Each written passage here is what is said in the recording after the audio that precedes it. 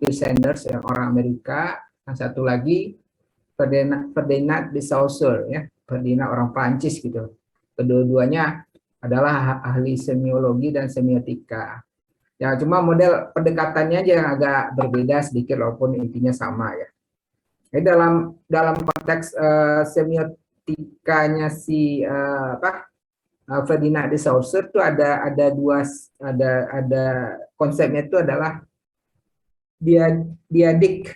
Jadi diadik itu adalah konsep antara tanda itu terdiri dari, jadi tanda itu terdiri dari satu namanya signifier, satu namanya signifier. Signifier itu adalah penanda, ya, signifier itu adalah petanda.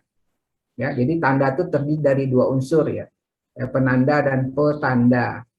Jadi penanda itu adalah bentuk fisik. Nah, seperti tadi misalnya salib. Nah, itu bentuk fisiknya kan silang itu. Itu namanya signifier. Nah, di balik signifier itu ada makna namanya, itu signifier. Maknanya itu adalah yaitu yang berhubungan dengan kesepakatan dalam konteks orang Nasrani bahwa itu adalah representasi dari ya penyaliban Yesus lah gitu kan.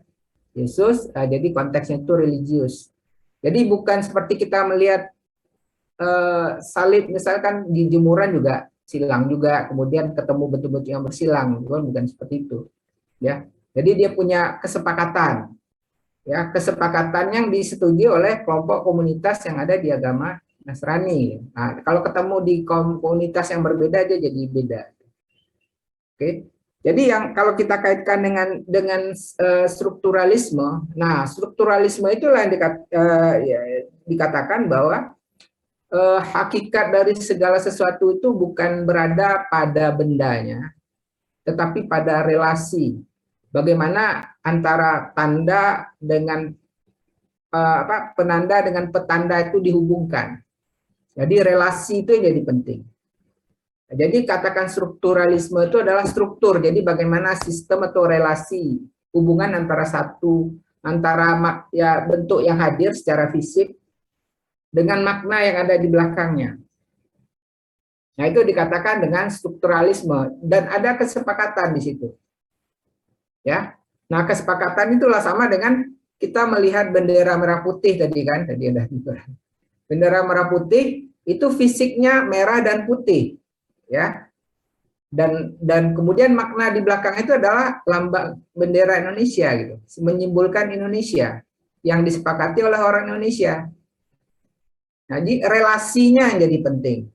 Yang paling penting itu relasi yang menghubungkan antara bentuk fisiknya dengan makna yang di belakangnya. Jadi bukan pada bendanya itu yang paling penting, tetapi relasinya. Nah, jadi sama lah kayak gini kan.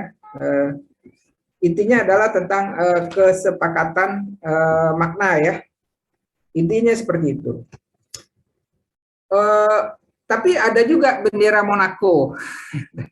Merah dan putih juga gitu kan. Jadi bisa saja jadi salah. Jadi orang Indonesia lihat di luar negeri, lihat merah putih dikira itu Indonesia, ternyata Monaco. Nah, ketika itulah dikatakan makna itu ternyata tidak tetap. Relasi antara penanda dengan petanda itu tidak tetap. Maksudnya ya tergantung kesepakatan. Ya, dalam strukturalisme makna itu relasinya tetap. Jadi kalau dalam contoh yang mudahnya juga sama adik-adik. Adik-adik melihat ini juga lah kan uang kertas gitu ya. Atau uang logam gitu. Ya kan, uang logam. Uang logam itu kan ada angkanya, ada gambarnya gitu ya. Uang logam apa ya? Ada gambar Garuda Pancasila gitu kan, atau gambar lah gitu kan. Di belakangnya itu ada angka. Nah, itu relasi antara gambar dengan angka itu berhubungan. Kalau gambar itu adalah signifiernya, itu bentuknya. Sedangkan maknanya itu adalah angkanya tadi. Maknanya itu adalah misalnya 100 rupiah. Ya, 100 rupiah itu adalah makna, sedangkan gambarnya itu Garuda Pancasila di depannya. Jadi konsepnya diadik itu kan dua sisi maksud saya. Yang dihargai itu adalah relasinya. Jadi dalam strukturalisme relasi itu yang penting. Jadi seperti inilah contoh sehari-hari yang paling mudah. Nah ini cerita ya. Bagaimana prinsip keduanya itu bekerja gitu. Contohnya gini, pada mudahnya Ujang punya orang tua, Ujang juga punya pacar dan sahabat karib, ya kan? Maknanya bukan pada Ujang, ya, makna bukan pada Ujang, pacar dan sahabat. Jadi makna itu tidak pada masing-masing orang, tetapi pada relasi masing-masing. Jadi relasinya lebih penting. Makna orang tua terhadap Ujang adalah orang yang harus dihormati. Jadi makna orang tua terhadap Ujang adalah orang yang harus dihormati, ya kan? Terhadap pacar bermakna akan dijadikan teman hidup, calon teman hidup, atau dinikahi lah gitu kan. Kemudian terhadap sahabat bermakna bukan untuk dikawini pasti kan, atau digunting tadi. Artinya ada sesuatu. Jadi intinya relasi lah gitu. Jadi kita, ya kan, sebagai anak itu relasinya terhadap orang tua seperti apa. Jadi anak menghormati orang tua, dengan adiknya berarti dia melindungi adiknya. Jadi bukan pada objeknya, tetapi bagaimana relasi gitu. Posisi relasi kita terhadap yang lain. Nah, itu dikatakan dengan strukturalisme. Jadi bukan pada masing-masing, tapi relasi antar subjek lah ya, antar subjek. Bukan pada subjek, tetapi bagaimana subjek dengan subjek itu berhubungan. Jadi relasi itu memberikan makna. Jadi kalau tanpa ada relasi, ada objek yang lain, maka kita nggak punya makna apa-apa. Itu yang dikatakan dengan struktur. Nah, struktur itu dalam strukturalisme itu tetap. Dalam pengertian tetap, dia sudah punya aturan baku. Jadi dalam strukturalisme ini kita diatur dalam sebuah sistem yang sudah baku, relasi yang sudah baku. Nah, sebenarnya kita sebagai warga negara, dalam struktur sebuah negara, kita itu sudah punya hubungan, kita sebagai warga negara dengan guru dan seterusnya lah ya. Itu relasi kan. Bukan pada orang per orang, tapi bagaimana orang dengan orang lain itu berhubungan, orang dengan yang lain. Sama juga dengan bahasa, karena kata kunci bahasa kan juga sangat strukturalis, gitu kan. Karena kalau kita lihat bahasa itu kan kesepakatan terhadap sebuah makna. Adik-adik tahu nggak arti nenas? Kalau nenas hanya diucapkan sebagai bunyi, dia kan nggak punya arti apa-apa kan? Ya, kan kita karena udah kenal nenas, buah nenas, kebayang nenas kan? Nah, cuma ketika kita menyebutkan nenas, kita menghubungkan relasinya dengan objek nenas, bukan pada sekedar bunyi atau tulisan nenas. Nah, itu namanya relasi. Jadi kalau sekedar saya sebutkan misalnya alu, gitu ya. Allah misalnya, ada yang bingung kan Allah, karena nggak ada relasinya dalam pikiran kita. Oke. Nah, tapi kalau nenas atau apel, ya ada relasinya. Tapi kalau orang nggak pernah dengar kata apel, nggak tahu relasi kemana. Nah, itu kan dia nggak punya makna. Nah, bahasa, kenapa struktur bahasa itu adalah struktur? Karena bahasa itu adalah kesepakatan semua bunyinya. Dan kita lahir, bahasa itu sudah ada gitu, sudah lengkaplah strukturnya kan. Istilahnya macam-macam itu yang menyebabkan dia punya makna itu adalah relasi dan kesepakatan. Nah, dalam post-strukturalis, nah relasi itu yang dibongkar, ternyata nggak ada, makna itu nggak tetap. Tadi saya katakan kalau strukturalis, makna itu tetap. Nah, sehingga maknanya tetap, kita lihat, kalau lihat kubah, relasinya adalah itu arsitektur Islam. Nah, kalau di Aceh kan gitu strukturnya dalam arsitektur ya. Jadi relasi antara bentuk kubah dengan Islam atau dengan masjid, fungsinya masjid, form follow function gitu kan. Lihat kubah, lihat lengkung itu Islam gitu. Itu kesepakatan dalam struktur kita. Ternyata lihat juga di luar negeri gereja pakai kubah. Nah, ini yang jadi post strukturalisme. Jadi dia mengkritik, ternyata makna itu tidak tetap, makna itu tidak stabil, dia selalu bisa berubah. Karena itu tadi saya katakan, biasanya kita mewakili bentuk-bentuk gereja tapi belum tentu itu gereja, ya kan? Ada masjid jadi gereja, gereja jadi masjid. Lihat sekilas mungkin masjid Cordoba Spanyol sekarang mungkin dari luar dia seperti masjid, tapi masuk ke dalam ada beberapa ornamen jadi gereja dan sebagainya. Tadi saya katakan melihat bentuk apa tadi ini gedung parkir menjadi kampus, ya kebayang nggak parahnya kan, kampus kan jadi gedung parkir jadi kampus, kasus di UPH.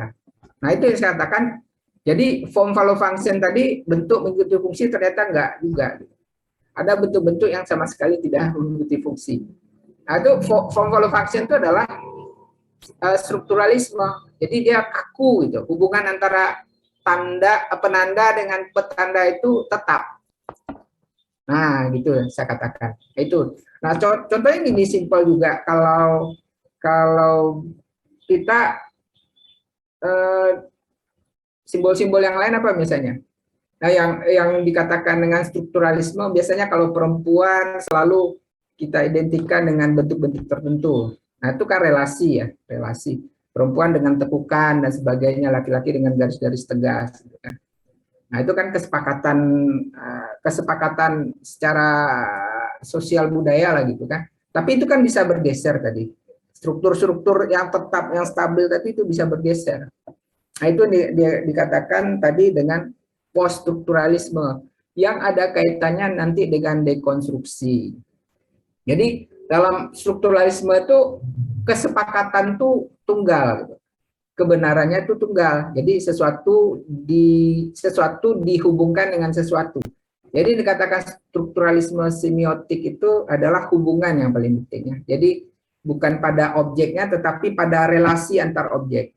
Ya. Jadi edi itu bisa bermakna edi bukan karena edi itu sendiri, tapi edi dihubungkan dengan orang tua gitu, dengan kawan, baru ada makna edi. Kalau edi sendiri nggak ada berarti apa-apa, itu yang dikatakan yang strukturalisme. Ya, edi kalau nggak dihubungkan dengan saya nggak ada makna juga. Edi sebagai mahasiswa, saya sebagai dosen, kan relasi namanya. Saya menjadi dosen, disebut dosen karena harus ada edi. Relasi saya dan edi itu, nah itu dikatakan saya dosen, edi sebagai mahasiswa. Tapi kalau tanpa ada edi, nggak ada relasinya, kita nggak berkoneksi, nggak ada struktur namanya kan, nah itu nggak punya makna.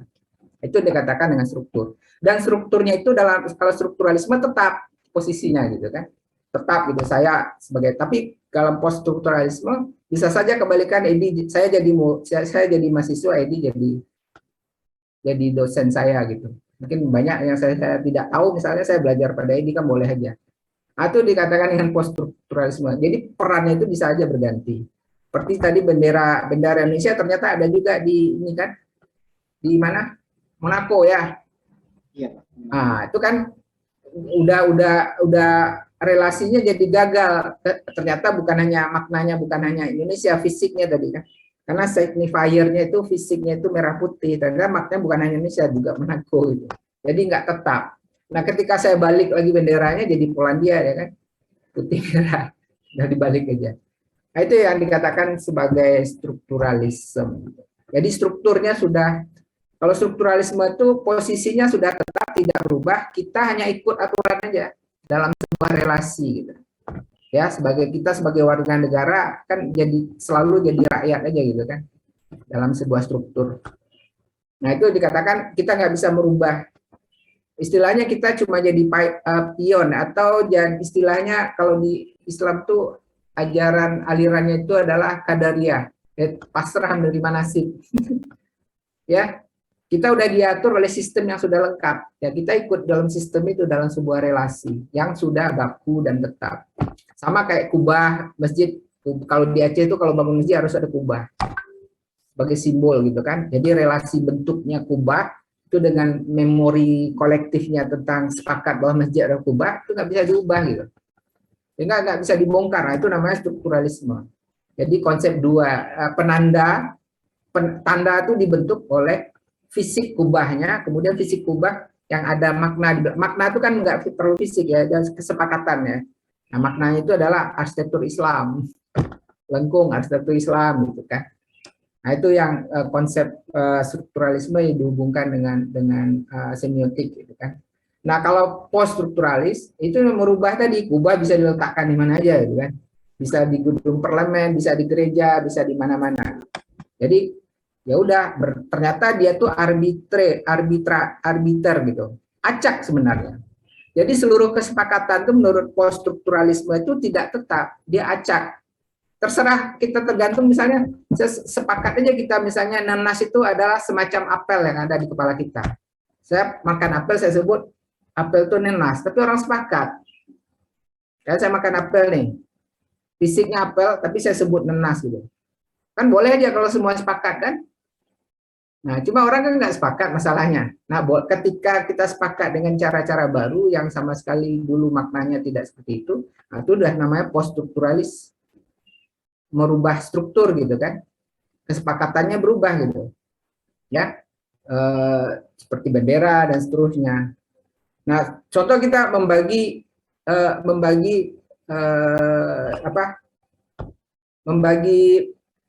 manusia itu dalam kategori jenis kelamin laki-laki dan perempuan gitu kan, kesepakatan itu kan, udah sepakat semua ya, sepakat gitu kan. Itu yang namanya strukturalisme. Jadi fisiknya seperti itu, relasinya kita sudah ada memori tentang laki-laki ini, yang perempuan ini gitu. Ternyata ada yang nggak sepakat, ada dia bukan laki-laki, bukan perempuan, kan ada juga sekarang ya fenomenanya, relasinya udah berubah gitu ya, hubungannya nggak kesana, nggak kemari gitu. Dia bukan laki-laki, bukan perempuan gitu kan. Sekarang banyak tuh ada kayak gay atau apalah gitu kan, perempuan jadi laki-laki, laki jadi perempuan, atau setengah laki-laki setengah perempuan gitu kan. Nah itu kan nggak jadi kesepakatan, itu ada sesuatu yang tidak terbiasa dalam konstruksi sosial kita yang sudah baku ya. Nah itu kan dikatakan post strukturalisme. Nah itu yang dikatakan post strukturalisme itu dalam konteks tertentu dia juga dekonstruksi sesuatu yang lain, yang berbeda dari struktur baku yang sudah disepakati. Nah itu dikatakan ya simbol tadi, simbol kan kesepakatan.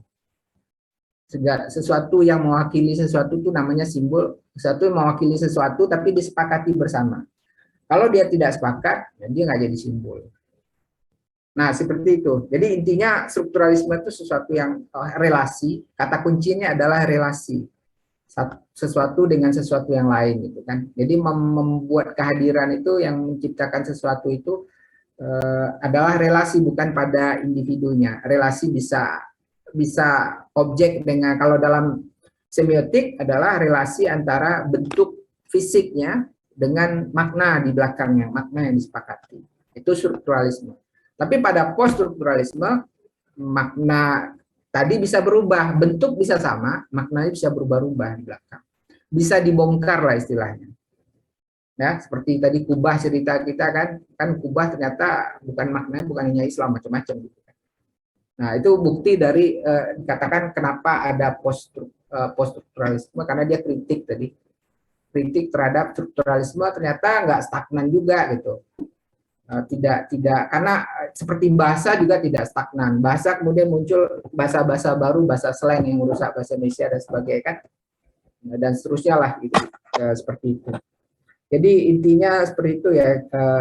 Jadi kenapa ada bahasa, karena memang pada prinsipnya arsitektur itu kan ada bentuk, fungsi, dan makna ya. Jadi bentuk, fungsi, dan makna, dan juga intinya bentuk, struktur, ya bentuk, struktur, dan keteknikan, ada juga bisa dihubungkan varinitas, utilitas, venustas ya. Venustas itu mungkin lebih ke makna dan seterusnya lah ya.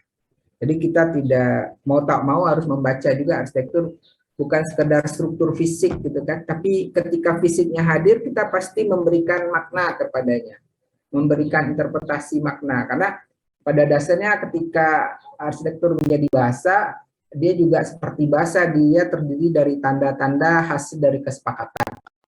Ketika kita melihat arsitektur, maka tanda-tanda itu hadir dari fasadnya, dari strukturnya, dari materialnya, dari warnanya, dan sebagainya akan kita cerap. Sehingga dari tanda-tanda itu kita sebut, oh ini kita sepakat lah nih secara strukturalis ini masjid, kita sepakat nih rumah Aceh, kita sepakat ini dan seterusnya. Itu kalau rumah Aceh kayak gini lah strukturnya dan sebagainya kan. Nah itu dikatakan kenapa arsitektur itu pada hakikatnya juga diberikan makna, sama seperti bahasa itu ditandai merupakan sebuah makna dari sebuah rangkaian kata gitu kan. Huruf, kata dirangkai menjadi kalimat yang memberikan sebuah makna. Begitu juga arsitektur itu dia punya tatanan juga, struktur seperti struktur bahasa. Nah, struktur tadi karena dia sistem ya, sistem yang punya relasi, di mana dia terdiri dari strukturnya itu, struktur atau elemen arsitektur itu ada tiang ya kan, ada fasadnya, ada atapnya dan sebagainya, itu bisa kita berikan makna kepadanya kan. Jadi mungkin kalau di dalam macam-macam bagaimana orang menginterpretasi makna tergantung dengan memori yang ada pada dia, kesepakatan yang ada di masyarakat. Kalau dia ada masyarakat, kesepakatan kan, dan dia juga bisa menggambarkan sebuah sistem sebenarnya. Jadi sebuah objek arsitektur walaupun dia fungsional ya, fungsional, tapi dia bisa juga menceritakan sesuatu lah gitu kan. Seperti ketika kita melihat tangga, ya kan, dia juga menceritakan proses bagaimana orang naik dari bawah ke atas, dari atas ke bawah, dia itu secara fisikal. Tapi tangga juga punya makna yang lain, bukan hanya fungsional, tapi juga tangga punya makna konotasi ya. Ini makna. Kalau makna denotasinya itu fungsi tangga ya untuk naik, melihat tangga kita yang ada di kepala kita. Bahasanya itu adalah sebuah struktur orang untuk bergerak dari atas ke bawah, bawah ke atas untuk memudahkan pergerakan secara vertikal. Tapi secara konotasi ya, konotasi kalau dalam bahasa itu kan bukan makna langsung. Ya tangga itu bisa mempunyai makna yang lebih dari sekedar fisik ya. Kita membawa kita dari kalau dalam struktur macam-macam, biasanya posisi yang di atas itu dianggap lebih sakral ya. Jadi tempat yang tidak kurang suci ke tempat yang lebih suci, yang kurang mulia ke tempat yang lebih mulia gitu kan. Ada posisi-posisi di atas kan sering dalam konsep-konsep yang ada dalam kesepakatan sosial budaya itu dinamakan dengan strukturalisme. Dikatakan tuh lebih berharga daerah-daerah yang di atas dibandingkan yang di bawah gitu kan. Kita sering memberikan simbol kesepakatan dalam struktur sosial budaya, tadi kesepakatan juga bahwa dunia itu secara umum dibagi dunia bawah yang posisinya lebih rendah, kemudian lebih kurang sakral, profan, kemudian dunia tengah, transisi ya, yang sudah mulai lebih baik, kemudian dunia yang atas gitu kan, dunia yang sakral. Karena itu di Aceh biasa benda-benda pusaka, kemudian Al-Quran dan sebagainya itu diletakkan di bagian-bagian atas, disimpan, nggak pernah dibawa di setinggi rumah, di atas bagian atas lah. Itu untuk menghargai. Jadi itu makna semiotiknya seperti itulah. Jadi bukan sekedar tanda fisik itu adalah struktur fungsi saja secara arsitektur, tapi juga punya makna karena fungsi bentuk makna gitu kan. Jadi dia juga mewakili makna, ada bahasanya, ada ceritanya dari kesepakatan. Jadi kesepakatan orang yang pernah sepakat ya, tapi kalau bule mungkin membacanya dengan cara yang berbeda karena dia nggak punya referensi tentang itu. Nah, itu yang dikatakan sebagai bahasa ya, dan hubungannya dengan struktur. Karena bahasa itu struktur yang sudah jadi. Ada strukturnya subjek, predikat, objek. Nah, tadi kan ada 3 model ya, 3 pendekatan sintak ya, semantik, kemudian satu lagi apa? Pragmatik ya. Jadi kalau sintak itu adalah bagaimana menyusun, seperti bahasa itu disusun dengan sebuah struktur tertentu, itu namanya sintak. Kalau dalam susunan bahasa itu ada subjek, predikat, objek, keterangan gitu kan. Kalau dalam struktur bahasa, kalau dalam struktur ini mungkin dalam ruangan, dalam arsitektur mungkin kita membagi struktur secara tradisional itu ada bagian kepala, bagian badan, bagian kaki. Pada struktur rumah Aceh atau rumah tradisional kan biasa kan struktur seperti itu. Atas tuh lebih sakral, bawah kurang sakral gitu. Atau mungkin ada ruang publik atau ruang privat, kemudian service itu struktur namanya. Jadi struktur itu adalah struktur kesepakatan-kesepakatan yang ada di dalam memori lah dari ini. Itu dikatakan dengan sintak. Jadi sintak itu bagaimana menyusun gitu. Apakah SPOK atau dibalik kalimat aktif atau kalimat pasif, nah itu namanya struktur. Apakah subjeknya dijadikan objek, objek dijadikan subjek, atau mungkin predikatnya dulu atau apa, itu sintak namanya. Jadi sintak itu nyusun, nyusun sintak itu terlalu memperhatikan makna. Jadi kita bebas mengotak-atik posisi kan.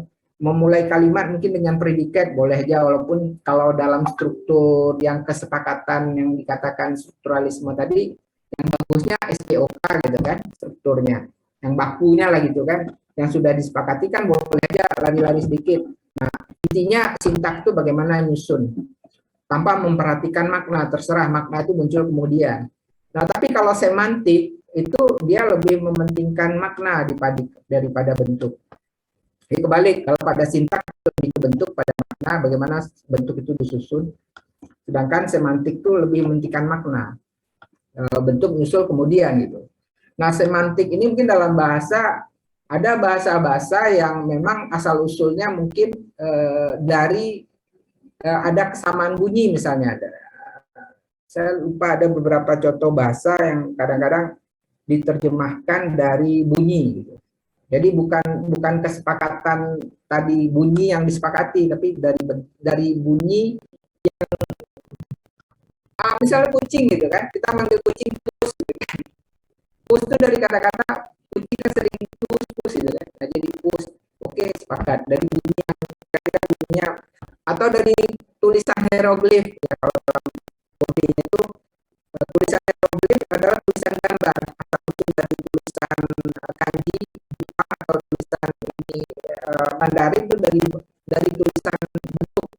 Jadi dia menggambarkan tulisan Mandarin, tulisan kanji, kalau dia menyebutkan menyebutkan sawah itu memang dia bentuknya kotak gitu. Jadi ada kubus dibuat garis silang di tengahnya. Jadi kayak dia menyebutkan sawah ya dari gambar sawah, dari visual sawah dijadikan gambar. Tulisan hieroglif dari Mesir kan juga gambar. Jadi yang katakan semantik itu asal usulnya itu dari bentuk fisik atau dari bunyi fisik ya. Itu dikatakan sebagai semantik. Jadi mengkaji asal usul kata itu berdasarkan sejarahnya sampai dikaji akarnya dari mana ternyata sebagian itu dari bentuk dan dari bunyi yang dibunyikan sama dengan yang dituliskan. Nah, sedangkan kalau apa tadi satu lagi sintak, semantik, kemudian pragmatik. Nah, kalau pragmatik itu lebih kepada ini, pada aspek-aspek yang tidak mungkin nggak terlalu ini ya, nggak terlalu mementingkan bagaimana dia disusun, bagaimana dia digali maknanya, tetapi lebih kepada fungsi. Jadi nggak peduli saya dengan yang penting dia fungsional gitu. Nah, itu namanya aspek pragma, kan dari kata-kata pragma. Pragma itu adalah tindakan ya, fisik, tindakan fisik atau aspek fisik ya, nggak peduli ya. Agak-agak mirip dengan sintak. Kalau sintak dia yang berbeda susunan. Jadi sintak itu seperti komposisi ya, ada ABC dikomposisikan ABCD, BCDA dan seterusnya, itu sintak. Tapi kalau pragma ini nggak, oke, bentuk apapun yang penting dia berguna. Nah, itu dikatakan pragma. Selagi dia berguna, ya udah nggak masalah apakah bunyinya bendera Indonesia, apakah bunyinya gereja, segera dia dipakai, udah nggak peduli bagaimana dia disusun, nggak peduli seperti apapun maknanya, yang penting dia berguna gitu. Dalam pengertian berguna untuk pemenuhan kebutuhan dasar manusia. Ya sama lah, arsitektur, asal usul arsitektur kan needs ya, kebutuhan. Kita butuh ruang untuk bernaung dari panas dan hujan gitu. Nah, itu yang paling penting kan. Nah, nggak peduli namanya nanti jadi rumah, jadi ini, nggak peduli bagaimana dia disusun, nggak peduli. Yang penting saya bisa bernaung secara fisik gitu. Itu namanya pragma. Jadi dia melibatkan aspek fisik langsung. Nah, ketika dia bagaimana dia disusun ya, disusun tanpa memperhatikan makna, oke. Nah, itu namanya sintak. Ya. Tapi ketika dia mementingkan makna, nah itu namanya semantik. Itu bedanya. Ya, kurang lebih seperti itu. Untuk adik-adik bisa sedikit memahami ya hubungan-hubungan tadi. Oke, ada pertanyaan? Cukup jelas ya? saya harap cukup penjelasan saya ini bisa lebih mudah dipahami. Oke, Daniel? Kira-kira cukup jelas, Daniel? Jadi kata kunci struktur itu relasi ya, relasi. Cuma bagaimana relasi itu terhubung antara penanda dengan petanda, signifier dengan signifier di relasi dua. Jadi kalau masing-masing nggak bisa. Kalau nggak tanpa ada relasi nggak jadi dia struktur. Jadi yang paling penting itu relasi. Jadi kita ini kumpulan relasi sebenarnya. Nah itu dikatakan dengan strukturalisme. Dan kumpulan relasi itu sudah tetap, tidak berubah. Itu dikatakan dengan strukturalisme. Tapi ketika kumpulan relasi itu tidak tetap, maknanya bisa berubah-ubah, nah itu dikatakan post-strukturalisme. Bisa diubah maknanya, itu namanya post-strukturalisme. Oke.